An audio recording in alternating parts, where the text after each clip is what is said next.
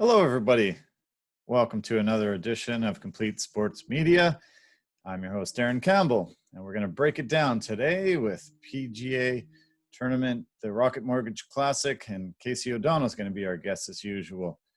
We're really excited to talk about another fantastic tournament. Bryson Dechambeau was the star of this one. He has come rocketing out of this pandemic hiatus, put on that weight and muscle and a newfound swing, and just bashing his way around the course to some oohs and ahs from small amounts of people, officials, and little gatherings of people at their houses and in their backyards. But oohs and ahs from the commentators and people like Casey and I. It's been amazing to watch a complete transformation. About 20 months ago, he had won a tournament, his last one. He finished in the top 8 in the last six tournaments, and he's been looking really, really, really strong. And he finally put it together with the flat stick as well. His putting looked fantastic, and he's been able to get a lot of really great approach shots into the green, giving himself chances for birdies and eagles. And 23 under, another fantastic low score. These guys have just definitely not looked rusty coming out of the pandemic hiatus and all the tournaments that were canceled. Suddenly they've been able to just keep it together, and really, really low scores. 25 under and Nate Lashley last year. Nobody thought people would approach that again, but Dechambeau with the 3-shot victory over Matthew Wolff and many others proved that they can really go low, and especially with the kind of length. Dechambeau set a record, beating Tiger Woods' record from the 2008 St. Andrews British Open tournament, or the Open Championship, sorry. He really was hitting the ball so far. He was trying to drive the green on the 399 par 4. He has got it out there 350, 370 yards. Casey remarked last week, 428-yard cart-aided drive. I think the gyms are going to be full with PGA Tour players of the coming months. Guys trying to put on size and bulk so they can try to compete with the distance. Tiger Woods revolutionized golf with the way he was hitting the ball, and I think Dechambeau has that ability too. I think there was guys shying away from putting on bulk over the years. David Duval had his tragic fall from number 1 in the world to down the rankings until he was just out of the game as a competitor. And that was attributed to him putting on muscle and not being able to find his swing after that. So there was players that shied away from it, obviously. But Dechambeau said he wanted to change his body. He wanted to come out and look like a different person. And if you see footage and pictures of him from a few years back to now, he is a completely different looking guy. And that has led to different distance, way longer. And he's even just swinging out of his shoes. Just, I can't believe this type of swing. It reminds me of, that old movie, Adam Sandler, Happy Gilmore, and some of these long drive champions that have been competing in Arizona and areas around the U.S. Have been trying to win championships by just driving the ball 400 yards or more. It's been fun, really fun. So, can't wait to break it down. It looks like Casey's coming into the mix here. So let's just patch him in. Hey, welcome to Complete Sports Media, Casey. Thanks for joining me on Monday. How was your weekend? Hey, Darren. How are you doing? Yeah, weekend was great, man. Nice and relaxing, and golf was incredible. Great. I can't wait to break it down. This is going to be a lot of fun. We've been just really highly entertained the last few weeks there with some really fantastic golf. The scores are just blistering into the minus 23 under this past weekend. It's just phenomenal. Bryson Dechambeau came out guns a-blazing after the pandemic hiatus, and he showed again that this added length is helping him so much, and he was be able to take over the lead. He came into Sunday with a 3-shot deficit on Matthew Wolff, and within a couple holes, he had reversed that deficit and taking the lead and just kept cruising all the way to a win. What were your impressions of Bryson and this great 4 days he put together to finally get his win? Bryson played really, really solid golf. He could coming out of his shoes to hit those drives. Like that drive on one he hit almost every day was just unreal. Just hit it right up to, he almost drove the green the one day. Like just whale it up there, have a short chip. Chipping, playing that first hole from the rough, taking the spin off, you can roll it up there nicely and maybe get it into some other spots you can't get it in with a fairway shot where you're going to overspin it. And he played it very well that way. Just looked very relaxed over the putts. Like he's really got a rigid look when he's putting, but he seemed a little more relaxed this week with the putting, and his touch was a lot better with everything. So maybe he's getting more comfortable with that that weight gain and the size and the distance that he's put on. Yeah. I was just so blown away and impressed, and all the guys, on the coverage are just blown away every time he swings the ball. It's been, commentary that you're reading, that you're hearing about. He's been the talk of the golf world, and after 6 tournaments in a row where he was top 8 and really, really playing extremely great golf, finally putting it together and getting a win. It was quite quick. He had that 3-shot deficit going into the round, and then almost right away he just surpassed Wolf. Wolf got a couple of bogeys early on, and Bryson had some birdies and took it over. But Wolf didn't give up. He ended up getting quite a few birdies down the stretch. He birdied 12, 13, 15, 17. He had a chance at birdie at 16 and an eagle at 17 that he just missed those last 2. But it was pretty impressive by Wolf not giving up. He came up short, obviously, by 3 shots, but he's still, after a really, really rocky start, put it together. Yeah, absolutely. Wolf played amazing. Back-to-back 64s there on Friday and Saturday really put him in position. Just like last year at this time, it was him and Bryson dueling down the back there, and they both eagled the last hole, and Wolf had made that nice putt from it was just like leaning up against that first cut there, and he made that nice putt from off the green to win it last year. So I'm sure that played a little bit of a factor too, right? So it was a great battle between the two, and he definitely played very well. Yeah, that was neat. That it was a complete flip of the script from last year's 3M championship. It was Wolf's one and only victory, and they were going down the stretch. Bryson was just hammered down, and he was one group ahead of him. Had eagled 18 to get into a tie, and then or actually one ahead, and then Wolf was able to eagle that 18th as well and get the victory. So it was. I'm sure it was a really great redeeming feeling for Bryson after having that heartbreaking loss. But Wolf, put the pressure on too, and it's really neat to see that 1 year later the script gets flipped, and Bryson's the champ this time. Yeah, that was a good battle for sure.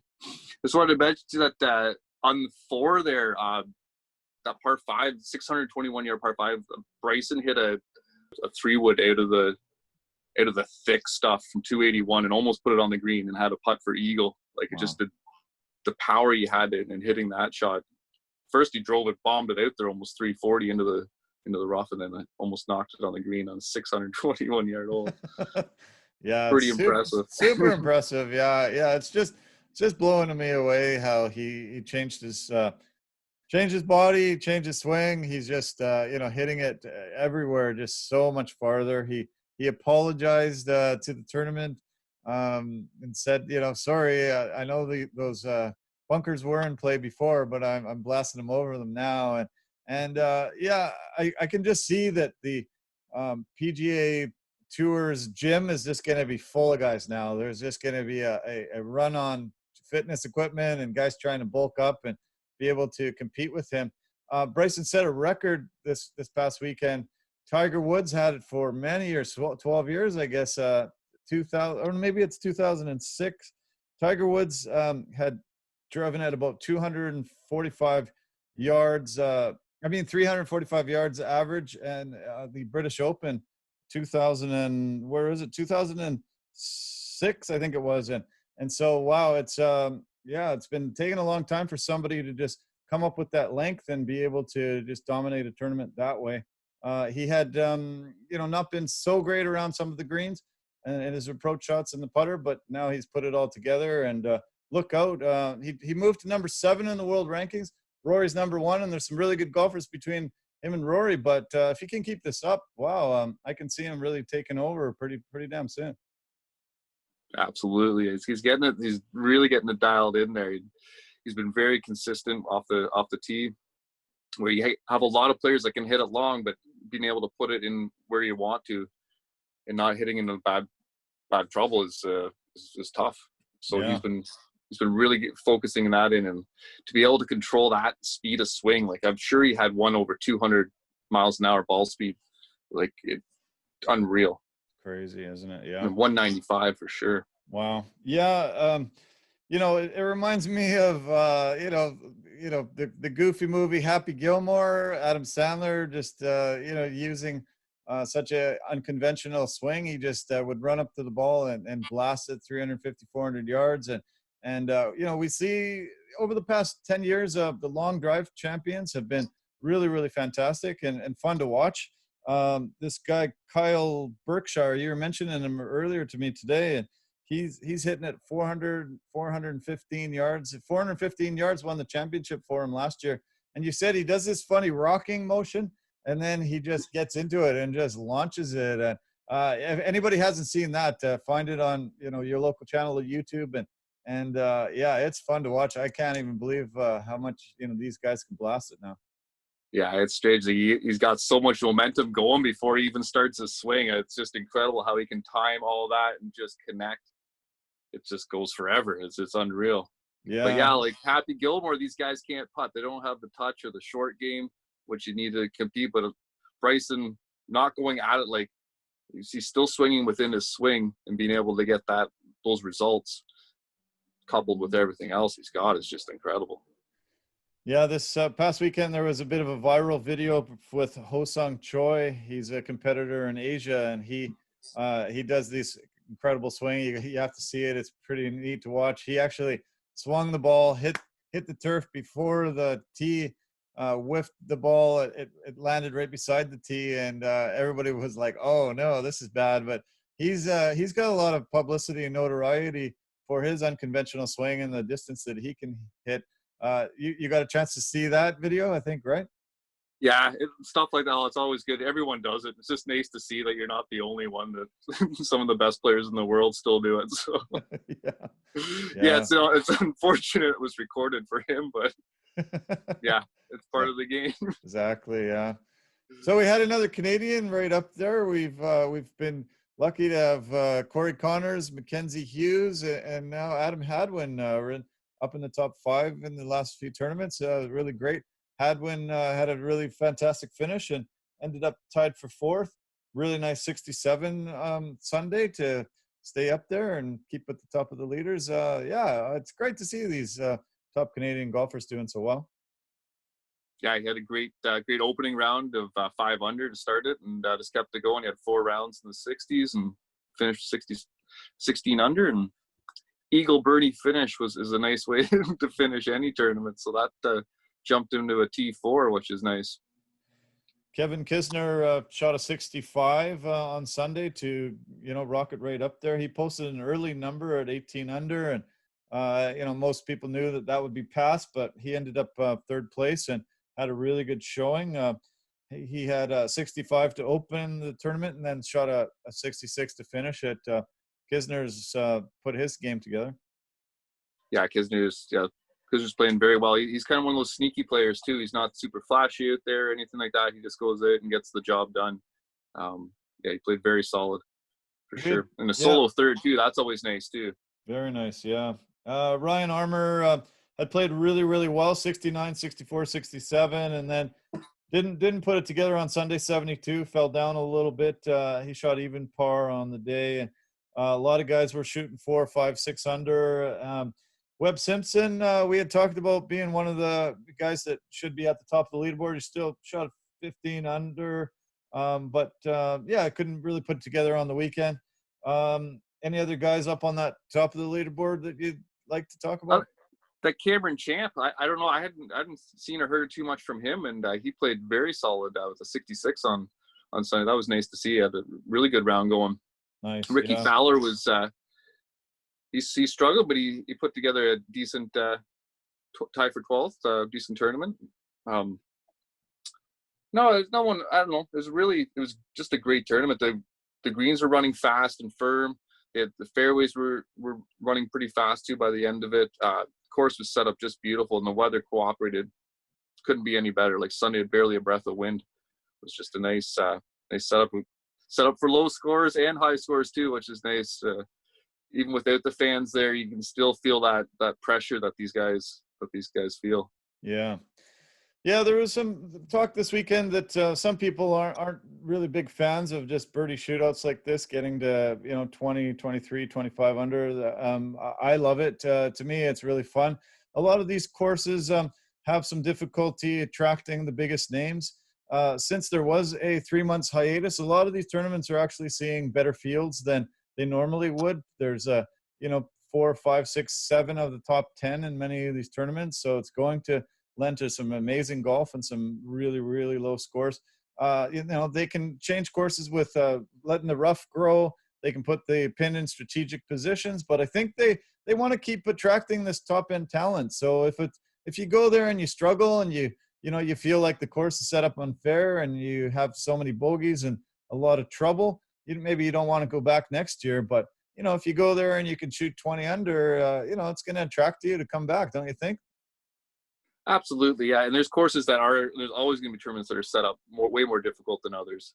You do want the birdie shootouts on a lot of tournaments. You want to have the action. You want to be able to make moves and stuff like that. Someone can come back from 6-7 back. Now that may be easier on some of the difficult courses when it's set up and par is like 65. So there's all different parts of the game too. Like it's nice. It's nice to see the low shootouts and the greens are running that nice, perfect speed. Yeah, no, I agree. Yeah, definitely. It's really nice. Another story of the tournament was Chris Kirk. He had checked himself into alcohol rehabilitation last year and took 7 months away from the tour. And he is really up there on the leaderboard quite a bit through the weekend. Shot into the 70, 73 on Sunday, but really did a good showing. He had won on the Corn Ferry Tour a couple weeks ago and really has changed his life. He feels like he, had to make this move and, get a handle on his problems. And he just looks like a new guy, reborn. And I was pretty impressed with how he's kept things together and playing some good golf. Yeah, it was really nice to see that going through those struggles and to come through it and have such a good positive attitude. It's really nice to see. His game was looking good. He started out nice. He had a 67, 65, and then just didn't quite get it going on the weekend. But really great start. Yeah, no, I agree. He had a great start, and I hope he can really keep it together. Look him up. It's a great story of perseverance and coming together, and having to admit that you have a problem. It's quite difficult, and good on him that he addressed it and has got some help. And we just wish him all the best. I'm glad to see him up there again on the leaderboard and doing really well. It was a fantastic tournament, a lot of fun. I had a lot of extra fun because I won some money. I talked to you last week about on Wednesday about some of my DraftKings picks, and some of them came to fruition. I was pretty happy about that. The one I mentioned had DeChambeau, Todd Varner, Stefani, Wesley Bryan, and McCumber. Ended up doubling my money on that one. The other one with Todd, Bryan, Poston, Stefani, Noren, and Yuleen also doubled my money. And I felt pretty good with some of those wins. So, and I heard Casey did even better than this. Tell me, you sent me a text about this 10-game parlay that came together. It's pretty amazing. Yeah, that was a nice one. There was a 10-game parlay, and 3 of them pushed. So it was basically just a 7. One was a 7, but it was 100 to 1 shot. So that was That was nice. So that's yeah. And I had a couple other ones that were pretty close too. A couple, like a 5 of a 6, and yeah, just a couple of close ones. But it's nice to actually like to hit one of those ones. They're tough. Yeah. And Great. I had Adam Hadwin. Adam Hadwin won some money for me. I got him in at the start of the week there. He was 66 to 1. And they bet it each way, which ended up working out to at 16.5 to 1. He ended up paying out for finishing 4th. So that was a nice little get too. Bryson Dechambeau. That I didn't have much on him, but yeah, he definitely. If you had it at the start of the week, you won. yeah, I was happy. I had picked him and had some of the top guys around in some of my picks, and yeah, it was fun. Yeah, what ended up being your biggest victory? What was that? Can you break it down a little bit? Yeah, let's find it up here. It's a lot of fun, guys. Yeah, yeah, it's you can do it. At a super slow level, you can do it for free actually on DraftKings and FanDuel. I do free ones so I can keep learning and getting better. I also do some really, really low priced ones, 25 cents, 50 cents, $1. If I feel some pretty confidence in some of my picks, I'll go a little bit higher than that. But you can just do it for fun. It really adds a lot of excitement to the game. Casey does it a little bit different way with these parlays and picking some of the guys against each other, some of the guys to win and things like that. And follow some of our picks and let us know how you've been doing. Did you find the details on? Yeah, I didn't find that exact one, but it's basically what it is. Yeah, you're picking two. They have all the matchups of 2 players playing. Like I had, let's see, I had Kistner over Doc Redman, Sepp Straka over Hudson Sauford, Varner played good. I had Varner over Brennan Todd. Nice. And that Maverick McNeely, yeah, he played some really solid golf over Taylor Duncan. Great. Just some of those few guys, but there's some good bets in the ties that you can bet in the 2. There's a 2-ball matchup, and it's a 7.5 payout on that. So when you parlay it, you can parlay however many you want. I picked a crazy one, like a 5 tie one, and it pays like the odds are just insane, like 60,000 to 1 kind of odds. Whoa, amazing! Yeah, wow. 50,000. Now it's an absolute crapshoot, and you just take it as far as you want. But those other names I was mentioned earlier, those are they pay about even money. So the more you pick, 7 ended up paying 100 to 1 if you get 7 of them right. So it just multiplies up depending exactly who you pick. But it's just fun if you're paying more attention to it and have your favorite golfers and have your picks. You see a guy in the range or whatever, and you're like, oh, that guy looks like he's playing really good today. Or it's just nice. You can throw a few extra dollars on it and see what happens. Yeah, it really adds a lot to it, and you don't have to do it at crazy levels and worry about your bank account. Just do it at a comfortable level, and just so it adds a little more excitement. You can have some bragging rights with your buddies, or just be able to tell your wife, hey, we're going out for dinner tonight. I was able to win some good money. So for me, Kevin Na was a pick that I had in many of my lineups, and he had to withdraw. He withdrew about halfway through the second round. Didn't look like he was going to make the cut, and I think he had a nagging injury that he wanted to address. So that was disappointing. And if you guys missed the cut, you're probably not going to get in the money. So try to find guys that can play all 4 rounds, and you can look back at their history this past season on how many rounds that they have made the cut on, and that's one of my biggest recommendations. Even if you don't think he's going to win, just pick a guy that's consistently making the cut, and even if he's bringing in you 4 rounds of points, you're gonna be in the money. If he's only playing 2 rounds, then a lot of guys are going to surpass you, and you're not going to do it. So, but we're gonna do a Wednesday call, and we're going to give you some picks as well, just like we did at this Rocket Mortgage Championship. I'm really happy Casey won. I'm really happy I won, and let's hope we can get some winners out there. Well, let's talk a little bit about this upcoming tournament. They're heading to Muirfield, and it's going to be fun. That's a great course. They're playing their back-to-back weeks, which is really interesting. Yeah, it's the Nicholas Design course there in Dublin, Ohio. It's gonna be a nice set. You're gonna see two different setups for sure. This week coming up for the Workday Charity Classics, probably gonna be a little bit of softer setup. Maybe the rough gonna be a little bit shorter, and then moving into next weekend, they're gonna firm things up and shorten the greens and thicken the rough a bit. So it'll be interesting. It'll be a lot more birdies this weekend coming up, so it'll be nice to see. Yeah, it's a fun course. Nicholas definitely wanted to design it like Augusta, and he has done a really fantastic job with that course. It's always a tough situation, but like you say, there are two different tournaments there, so it should be lower scores this week and higher scores the following week. I looked down at some of the guys that have committed already, and it's a star-studded lineup. Justin Thomas, John Rahm. We got Cantling. Koepka comes back from his little hiatus after COVID, and his caddy Ricky Elliott getting that. Casey Koepka's back. He got a sponsors exemption, so he's in. Xander Schauffele, Hideki, Justin Rose, Victor Hovland, Colin Morikawa, Ricky Fowler, Leishman, Reed, M. Yeah, so a lot of really good golfers to follow, and you got to start picking, some of the golfers that you really like to watch and cheer them on. Become a fan of certain guys, and watch them as they flourish through the season. That's always fun. If you're not a golf fan and you haven't been all the time, and you don't have some favorite guys, try to pick some of these guys and follow their career. It makes it a lot more fun.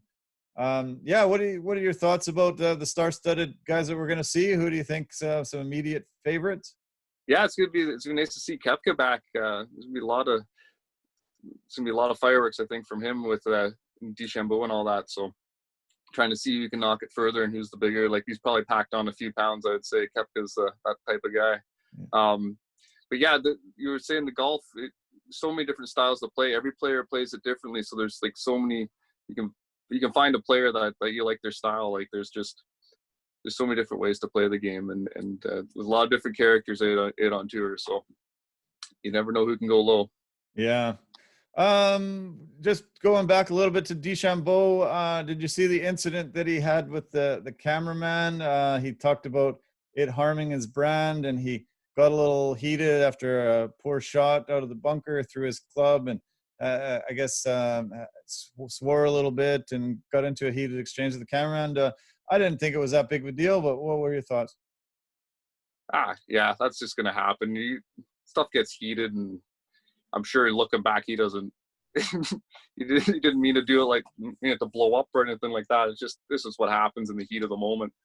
I'm sure there was no harm meant by anyone. Yeah. Well, I hope he doesn't take too much flack for it. He seems like a good guy, and he seems like he's really determined. Yeah. Absolutely. I'm impressed with his composure and all the added notoriety that he's got coming out of this. I think he's going to have a lot of people pulling at his time and being in his face that he wasn't used to. Tiger Woods, as soon as he stepped on a course, he had a camera in his face the whole entire 5, 6, 7 hours that he was there, and had to get used to it. Guys like DeChambeau, because he's got so much more notoriety, just has to realize that you're going to be watched every single move that you make from now on. Yeah, that gets tough too, because that's going to drain some of your energy and time dealing with all that extra pressure, or just the time it takes to deal with the extra media and fans. Yeah, it's going to be interesting to see how many sponsors step up and put some money towards him. I think he's got so much notoriety. It'd be smart for corporate sponsors to sign on to the DeChambeau train and ride that for a while. I think he's just going to keep rocketing up the charts, and possibly if Rory can't put it together a win or two very soon, I think DeChambeau will be nipping at his heels and maybe take over that spot. And if he can keep the short game together, the sky's the limit for him.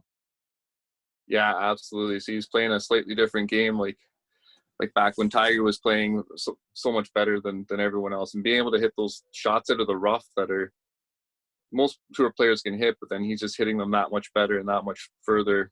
That makes the big difference for sure. And having that coupled with that touch is just, it's nice to see. Yeah, it's really nice to see, and it's fun. It actually is adding so much of an element to the game. And I really think I was really happy that he's done this and tried to change his style. He said he was going to do it about 20 months ago after his last win. He said, look out, you're going to see a different looking guy. And when you see pictures of him from then to now, it's a complete transformation. And good on him. A lot of people took advantage of this pandemic by locking themselves in a gym and working out and putting together, a really good plan to come out of it healthier and happier. And he's done so. And hopefully a lot of you have too. It was tough for all of us being locked in our homes and not being able to be social and get out there. But hopefully, we're all trying to be healthier and happier coming out of it. And good on him. He set a good example. And I think he's, got a lot of fans following him now. Yeah, he's got a lot of focus. From even his swing being just that one plane, single plane, every club's the same length. That sort of thinking, no one else does that. And then he's just trying more and more things. He's really thinking outside the box. It's just incredible to see it's paying off for him now. Yeah, I'm loving it. Yeah, is there any other thing? I know you had watched it pretty closely last night. Is there anything that you wrote down that you want to make sure we mention before we head off? No, I think we touched pretty well all of it. The course was just set up nice. It was playing beautiful with the perfect weather. They couldn't ask for anything better for the Detroit Golf Club there. And then low scores too. So that's what they want to see that. Matt Wolff, it was nice. He's unfortunately started off with the bogey and just didn't quite get it going on that last day. But hats off to Dechambeau for sure. Just really pedal to the metal. It was nice to see. Great. Yeah, well, okay. Well, thanks so much, Casey. I appreciate your time as always. I think we're going to touch base on Wednesday, do a little preview heading into Muirfield and the great tournament that they've got on board coming up. And obviously next Monday we'll break it down as usual. Thanks a lot. I know you've got lots to do with your sailboat, so I'll let you get back to it. And really, really have a great week. Cheers, Darren. Yeah, thanks for talking with me there. Okay. All right, Casey. Bye for now. Bye. Cheers. Yeah, okay. So a lot of fun as usual with Casey. We got a chance to break that down and it was fun. It was so fun. If you got to become a fan of PGA golf, these guys are just amazing competitors and really, really prove every week why they're professionals and why they're so good at the sport. If you get out duffing it like me, you can really immediately realize how much better they are. And there's not opportunities for guys that think that they're pretty good to make it up to the pros when they're shooting 5 and 6 under every round, putting it together through 4 rounds. And it's a tough game, but it's so fun to watch and adds a lot of excitement over 4 days. It's amazing. It really flip flop. Guys are have put together a great round and get near the top, and then fall back and then race back up the leaderboard. It makes for really riveting television and really fun. And guys like Casey and I just love it when we get to watch the tournaments and then break them down like this. So I hope you enjoyed another great hour. We'll see you on Wednesday for some preview stuff heading into this weekend's tournament, and then we'll see you always Monday. We'll be able to do a great breakdown and we'll have a lot of fun as usual. Thanks for tuning in. I really appreciate it. Take care of yourself. Bye for now.